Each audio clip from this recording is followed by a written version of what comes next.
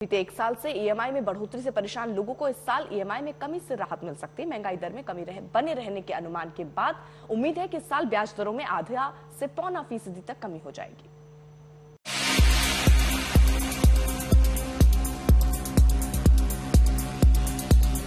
खाने पीने के सामान के दाम कम होने से मार्च में रिटेल महंगाई दर घटकर 15 महीने के निचले स्तर पर आ गई। इस गिरावट के मायने हैं कि लोगों को अब सामान खरीदने पर कम खर्च करना पड़ रहा है। खासकर उनका रसोई का बजट तो इस गिरावट के बाद कम हो गया है। लेकिन महंगाई दर में इस कमी से लोगों को ईएमआई में कमी का तोहफा भी मिल सकता है।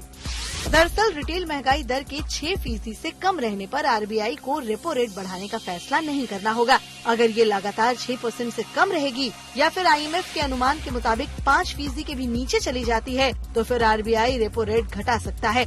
आरबीआई ने 2023-24 में रिटेल महंगाई दर के 5.2% पर रहने का अनुमान जताया है।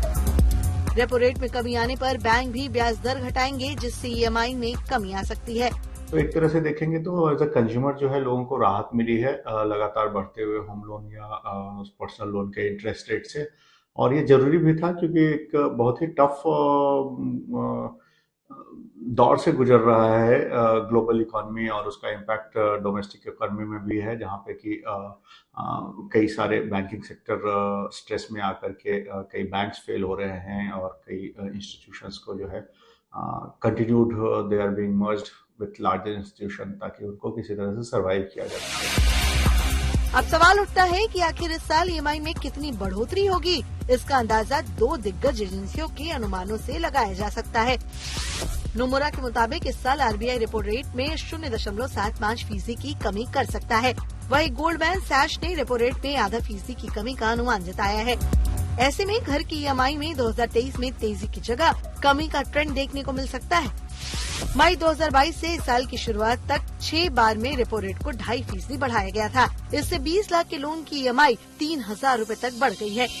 लेकिन अब अगर रेपो रेट घटता है तो फिर इससे बड़ी ईएमआई के बोझ से लोगों को राहत मिल सकती है।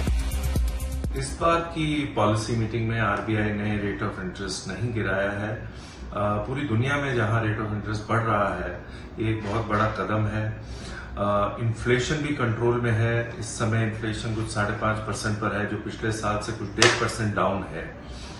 इसका ओवरऑल इम्पैक्ट होम लोन्स के ऊपर बहुत बढ़िया होगा। ईएमआईज नहीं बढ़ेंगी, होम सेल्स वैसे भी अच्छी हैं और इससे सेंटिमेंट इम्प्रूव होगा, और आने वाले 1-2 साल के अंदर जो रियल एस्टेट का मोमेंटम बना हुआ है, होम सेल्स का मोमेंटम बना हुआ है, ये और बढ़िया हो जाएगा। इस बीच होम लोन ग्राहकों के लिए एक और राहत की खबर आई है। आरबीआई ने कहा है कि पेनाल्टी को 1% के तौर पर लगाया जाना चाहिए और इसे कंपाउंड इंटरेस्ट के तौर पर नहीं वसूला जाना चाहिए। सर्कुलर में कहा गया है कि पेनाल्टी चार्जेस पर फिर से कोई ब्याज नहीं लगाया जाएगा। अभी तक कर्ज लेने वालों को जुर्माने के पैसे पर भी ब्याज चुकाना होता है। ऐसे में उम्मीद है कि होम लोन ग्राहकों को अलग अलग तरह के चार्जेस से छुटकारा मिलेगा और इस साल फिर से ईएमआई कम होकर उनके घर के बजट को बिगड़ने से बचा लेगी। आदित्य केराना के साथ आज तक ब्यूरो।